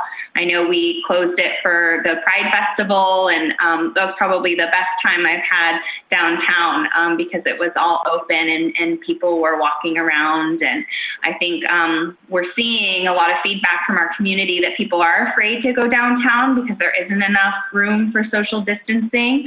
And we need to do everything we can to protect our local businesses and our jobs here. So I'm open. I'm interested to see what our liaison thinks we should do here, but I do favor more of a complete closure than partial. I just don't think cars and pedestrians and restaurants all mix very well, and I'm worried about the safety issues. In terms of the length, I'd maybe propose that we think broadly about, how much of downtown we could impact if it is favorable, and we want to include more businesses than fewer, because I think it is going to be, where you are on Palm Canyon and if you get to have pedestrian access. So I know our staff will work hard on a lot of those issues to make it work in practice, but that's where I'm leaning right now. Thank you, Councilmember Woods. As far as safety goes, I mean, the overarching safety we want to do is have physical separation with people, and that's really our goal here. And I think we're achieving that in all of these. I think both options are safe. So one thing that came up at the stakeholder meeting by a planning commissioner was phase it. Like if we do a full closure and we see it's not working, right, or it's completely empty and we're getting pushback from residents that, they can't get through on a Tuesday afternoon, that we can also go to a partial closure if necessary, and it really won't impact the businesses that much as far as what their build out is. So that's another way to look at it, just to see if it works and see what the acceptance is going to be from the overall citizens and residents of Palm Springs. So that might be something that is a consideration. Councilmember Garner. Thank you. Yeah, that's actually another, just Flynn, if you could confirm, it's from the diagrams, it looks like that 24 foot area would need to be kept open. So that would mean that the build out for restaurants, regardless of whether it's a partial closure or full closure, would be the same, right? That is correct, because we do need to maintain the center 24 feet open for emergency access. The build-out is approximately the same. The only benefit to the full closure is we don't have that 2 feet for the concrete K-rails. So that gives us a couple of extra feet, but it's not going to measurably make it more spacious. Okay, thank you. I agree with what Councilmember Woods is saying. Is I think we have to be flexible with this and see how it goes. And I'm fine to do the full closure and see how it goes. And if we need to adjust, then we need to adjust. And you know, the restaurants and businesses should just know that 2 feet would be needed if it did have to go to a partial closure. So they should keep that in mind with their build out. And yeah, 2 feet is not a ton of space. I don't think that's going to make or break anybody's layout.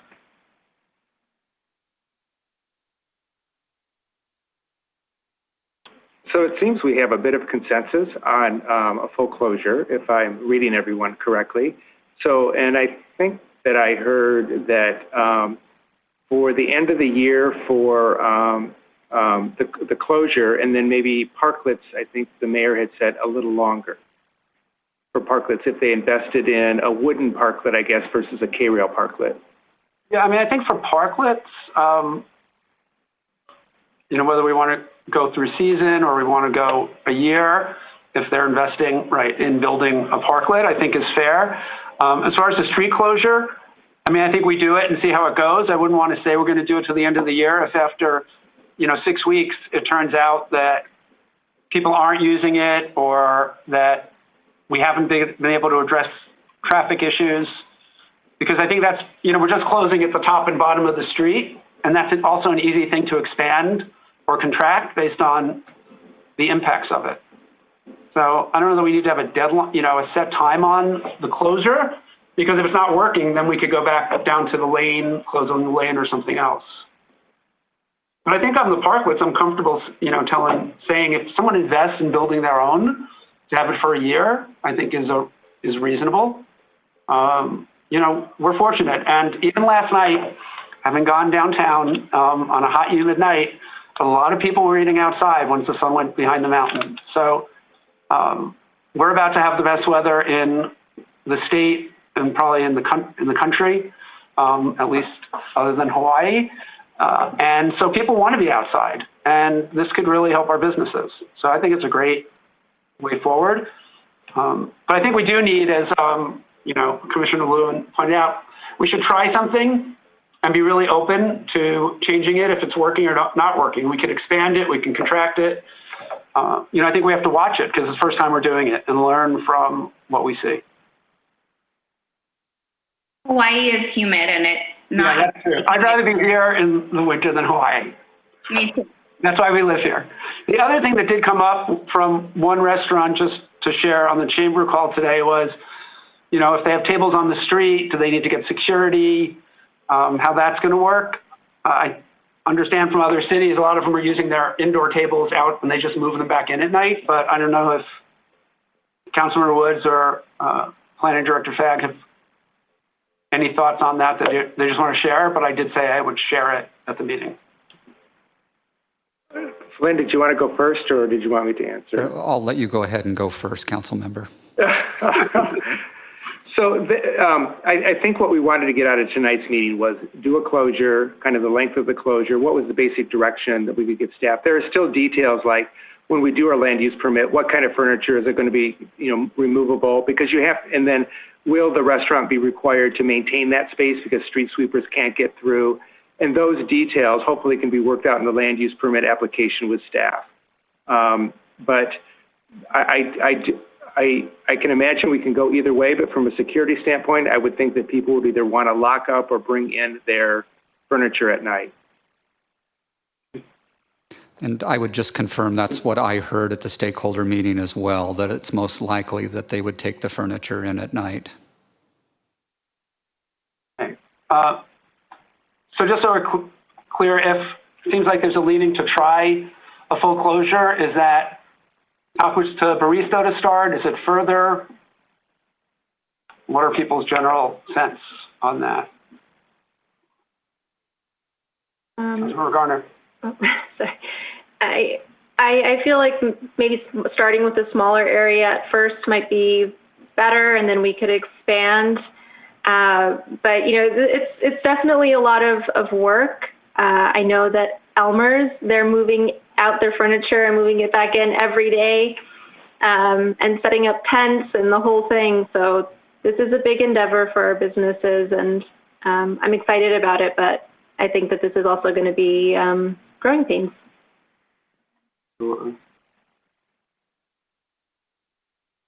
Anyone else? Mayor Pro Tem Holstich. Are there, in terms of cost and staff work and restaurant work, are there efficiencies of scale in terms of doing a larger area, or do you think it's more prudent to do a smaller area, especially for cost and just getting everything up and running and doing outreach and notifying folks?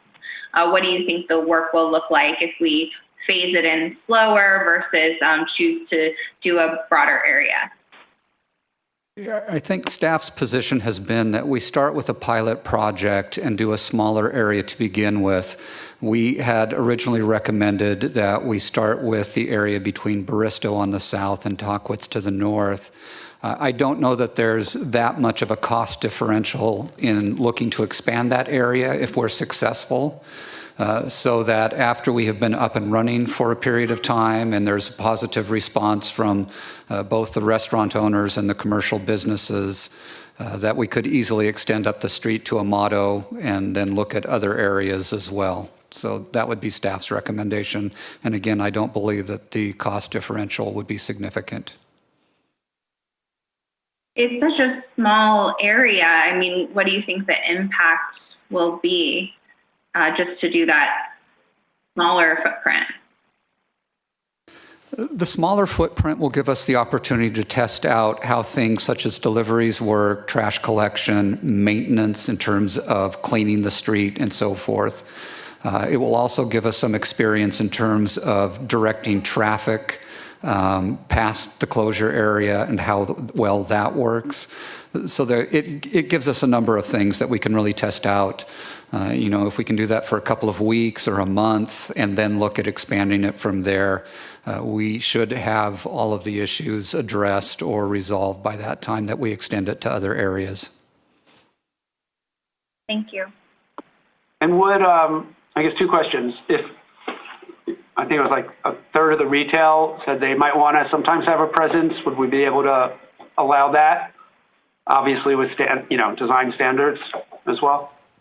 We could allow that. What I would recommend is that staff continue to work with the Main Street organization in terms of establishing the standards, when the retail will be out on the street, what that looks like, et cetera. So we would work directly with Main Street and their retail businesses to develop those standards and the time period, et cetera. Okay, and then I know Arenas had asked for it, I think, 3 nights, or where exactly is that? Or do you want to try this first before Arenas? What are your thoughts on that? In terms of Arenas, I think we would like to work with the businesses along Arenas to determine exactly how they want that to operate. If we have the blessing of City Council to proceed with a closure, we would go ahead and work with the businesses there and then implement that in approximately the same time frame. But again, I think there's some additional outreach that needs to be done before we make a decision here tonight on Arenas. And I'll ask anyone to jump in if you have more information than I do. That I would agree with Flynn that on Arenas, we just need to give general direction and then have a discussion with them whether they want partial closure, open closure, parklets, what they ultimately want. I agree. Yeah, as long as you feel you have direction from us, I think continuing to work with them and coming up with a solution would be great. And I think, as long as we come back, after a month or, just report back to council, because if it's working and we're hearing from businesses on the other blocks that they want to expand it, we want to know. And of course, if there are significant problems, we want to know that. So as long as we stay on top of it, and starting it sooner before season will give us a much better sense on how that'll work. So do you need more than direction, or David? Well, I think it might be helpful if we summarized. Okay. So Flynn, Marcus, if we could, why don't we summarize the best as we feel that we have our arms around the direction. Go ahead, Flynn. You can start. So what we are hearing from council in terms of the closure options is that you want to go with a full closure. I believe that we have swayed you to go with a limited closure at first, so we'll start at Barristo and go to Tockwitz with the idea that we will verify any issues and come back to City Council and look at expanding that area further up the street if we are successful. Relative to Arenas, we will go ahead and work with the merchants to determine if they do want to close their street, and we will make those options available to them and carry that forward after we do outreach to merchants there. In terms of the time frame, we have not decided for a specific time frame on the full closure at this point in time. Again, we'll do that on a case-by-case basis. However, for anyone wishing to do parklets, we would be able to approve the parklets through a land use permit for a period of 1 year.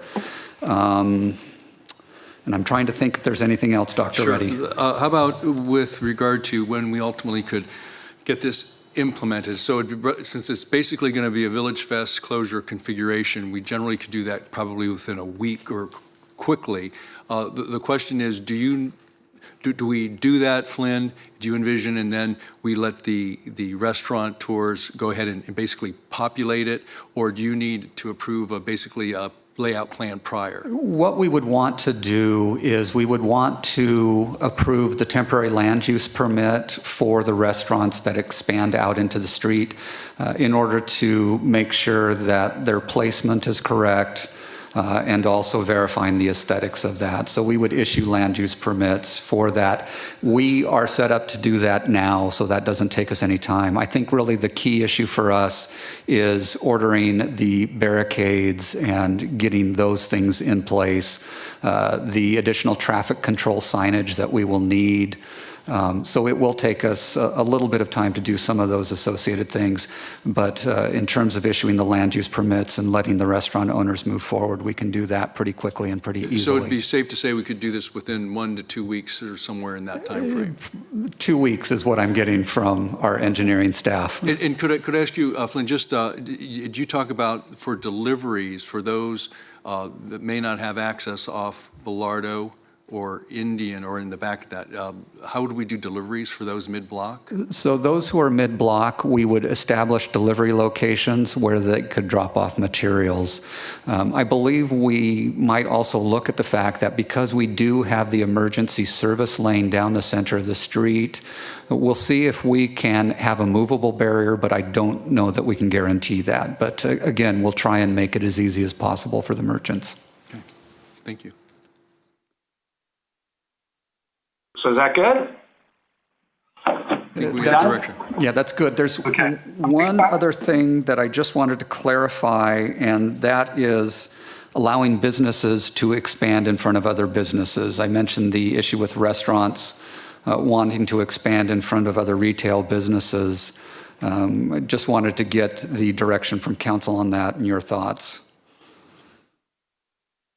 I liked your proposal of reaching out to the other business. One of the things we heard on one of the calls was, people don't want umbrellas blocking their signs or things like that. But I think that's work outable, by notifying those other businesses first. Obviously, we've heard of at least one business that wanted someone to pay them $3,000 a month to be able to be on the city's property, which obviously, as you pointed out, they can't do. That is our property. But I'm open to it as long as the other business knows and we can figure out a way to make it work so we're not hurting the other business who may not want to use that space. Okay, thank you. My sense. Does anyone else feel differently? Councilor Middleton. Yeah, I'm a little nervous about people expanding their footprint in front of someone else's business. And if we're going to start slowly with this, I think it may be wiser to say you can go in front of your business and then see how that's working before we allow people to expand in front of someone else's front door. Yeah. So we already do that now. So it's come up with some, we have some restaurants that have actually no outdoor space, so to only have 4 tables, they just can't survive. And so I think what I liked about the proposal was the other business gets notified, and if they have an issue, we try and work out what that issue is so it's not causing a problem. So anyway, Director, do you think that's manageable, or do you think you're going to be negotiating, having to try and mediate? No, I believe that's manageable. And if there continues to be issues, again, as we come back to you looking at the success or impacts from this program, we can bring that issue back to you as well. So we're happy to move forward with the direction that you've given us. Everyone else okay? Councilmember Garner. Yeah, I'm okay with that as long as the businesses are okay with it together. If someone has an issue, then you just can't do it. Okay. Our next and last item is City Manager. Can I? Oh, sorry. Just before we end, I really want to acknowledge staff on this. I think Councilmember Middleton summed it up in that it was a collaboration between a lot of different people. But the amount of staff hours that have been put into this, they've worked on it for a couple of months with a big pressure at the end, and they did a phenomenal job. And there are people that aren't even on the call today, are staff that worked on this. So I just really want to acknowledge everyone that worked on it. Yeah. Thank you for that. And thank you, council member and staff, for all the work. And all the businesses who really listen to each other, I think in a really positive way. To have as many people as were on the call I was on, and how well it was managed, and the way people listened to each other was really, really good to see. So thank you, council member. City manager and council member reports or updates. Anyone have anything? I have one brief thing. I did check in with Riverside County to get an update on the affordable supportive housing project, where that was at. So just want to share the most recent update. And for folks who weren't on our last meeting, the state, through CARES Act funding and Project Roomkey, made available money to counties in a competitive grant process in order to do permanent supportive, very low-income housing with supportive services on site. The focus of the people who will get that housing are seniors, because it's tied to Project Roomkey, which is targeted at seniors. And I think pregnant women, there are a couple of categories, but seniors were the main category. So that'll be the focus of who would get this housing if they get the grant. They only had, I think we heard at our last meeting, 2.5 weeks from when they knew that there was an opportunity to get the grant to move forward, and they needed to know that we'd be willing to put some of the money we got in a grant from the state for the specific purpose of converting a hotel or motel into permanent housing. So that's what we did at our last meeting. They did get the application in. I think it was due a week ago. They have not heard back yet. Until they hear back, they're not going to obviously move forward and acquire a property. So they're waiting to hear back. In the meantime, the Housing Authority is working on a public notification process. And in my conversation with the county, as we heard from Greg Rodriguez last time, if they do get the grant, it will come back to council to discuss the terms and have more public input as well. So I just wanted to give an update, what we heard today, and we'll do the same at the next meeting if there's any other news on that project. And that's all I had. Anyone else? Mayor Pro Tem Holstich. Thank you, Mayor. I appreciate that. We're getting a lot of emails about that project, and there is some misinformation going around about the project. So thank you for clarifying the facts. Just to be clear, this is not a shelter, it's permanent housing. The county operates hundreds of units of permanent housing throughout the county and in Palm Springs. Residents probably don't even know where a lot of those sites are because it looks like apartment housing, and honestly, it's usually nicer than other housing. So just to be clear, we are getting a lot of emails opposed to the project saying there wasn't public input. The county is able to develop a permanent housing project without the city's approval at all. The reason why it came to council is because they are requesting some of our funding, and we unanimously pledge that money if their application is approved. But, that is still with the state, and like the mayor said, it will come back to council. We obviously want to hear from everyone. We want to get those comments, and we want to have a public process. But it's not that everything's decided or that it's being pushed through. It's just that there's special funds available because of COVID, because there are so many homeless people in Palm Springs and the Coachella Valley. The county has actually housed 750 people in the region, in the Coachella Valley, just during this crisis. So we know that there are over 1,000 people and likely more who need housing during this time, and these are permanent apartment units. Thank you. I wanted to give an update about our PS Keeping You Safe campaign. So I know we updated the council before, but the city, in working in partnership with PS Resorts, the Palm Springs Chamber, the Palm Springs Bureau of Tourism, has launched this PS Keeping You Safe. You've probably seen our signs and billboards downtown and throughout the city. So we've actually put up, and this is donations from the tourism groups to pay for 4 billboards throughout the city. We have 25 large signs throughout our business districts. We have zip tie signs, banners downtown, and we have electronic message boards throughout the city saying that face coverings are required indoors and outdoors in Palm Springs.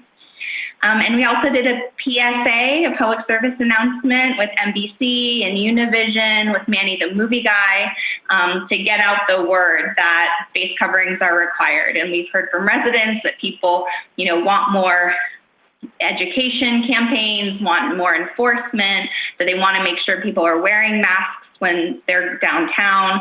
And so we've worked really hard to get the word out, to educate folks along with the city's enforcement efforts, to make sure all the tourists who come in, people who are downtown from other places, know that masks are required or face coverings are required in the city of Palm Springs. So if you see our beautiful, well-designed signs around town, that's what that's about. Yes. And thank you, Mayor Pro Tem, and thank you for your work on that. One thing that is new, which today the Chamber Board also voted to donate money to this, which is great, as we're looking to do more banner signs. So really want to thank Nona Watson and the Chamber Board for contributing, as well as the other organizations that we shared at the last meeting. I think that's a really, really great thing that the city and our folks have joined together. And one thing I will add, as I know people may be watching the Democratic convention tonight, Palm Springs has always been well represented with delegates at the last convention, and we do at this one, as Councilmember Middleton is a Biden delegate. So just want to acknowledge that and really appreciate folks who step up and take on those important roles, not just local, but Palm Springs always being represented at national conventions at the state level is just a really great thing for our city. So thank you for taking that on, Councilmember. Anyone else going once? Okay, see? I just want to reiterate Mayor Pro Tem's comments. Also was the vacation rentals that were part of that as well. It was a real consortium that made that happen. But I think I've heard comments like, we're not enforcing. Well, you know, we are enforcing. And actually, I went downtown to see if we were enforcing. And indeed, a police car came by with a blowhorn, basically asking people to put their masks on. So it is being done. And I just want to assure people we're doing everything we possibly can to keep us a safe city. And the last thing I just want to also reiterate what was mentioned is, on the permanent supportive housing, we have gotten a commitment from the county to do an outreach communication plan to understand more about what it is, what it isn't. And a site has not been selected yet. There's been a preference put out there. But I just want to assure people that according to the county, they've made a commitment to at least start an outreach plan to keep us all informed. Thank you, Mr. Mayor. Thank you. Okay, nothing else? We will adjourn to our next regular scheduled council meeting, which is Thursday, September 10th at 5:30 p.m. Everyone have a safe couple weeks and holiday, and we'll see you all on the 10th. Good night, everyone.